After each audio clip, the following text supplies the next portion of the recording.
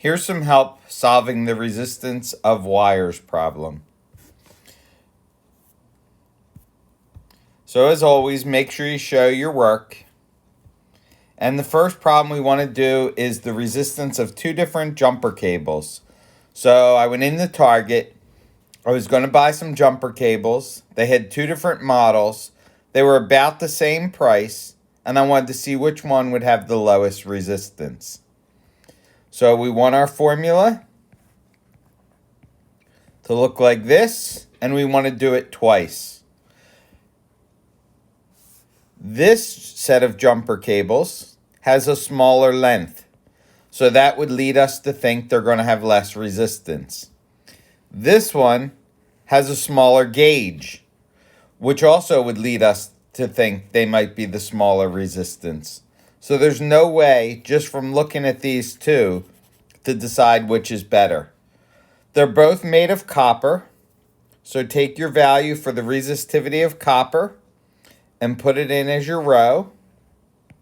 For length, they're already converted to meters, so you're going to do this twice. Once with the 3.7 and once with the 4.8. For the area, make sure you remember, you do area equals pi r squared. For the 6 gauge wire, this is your diameter in millimeters.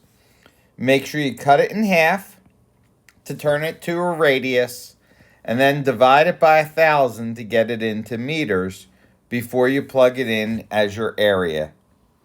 Get your two different values, one for jumper cable 1 and one for jumper cable 2. Whichever jumper cable has the lower resistance is the one that you ought to buy. So work them out and show your work on the next slide. Okay, the next problem is pretty easy. You'll each get your own individual copy of a problem. You're going to use the same formula. It'll tell you what your wire's made out of. You'll measure the length. So in this case, it's about 7.2 meters. And to get your area, you measure the radius. Each block is 0.1 millimeters, so this is about 0.51 millimeters. That is already the radius. So just divide it by 1,000 to get it to meters.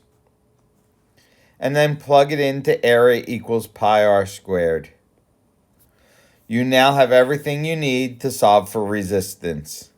Your area answer should go in here and should be rather small.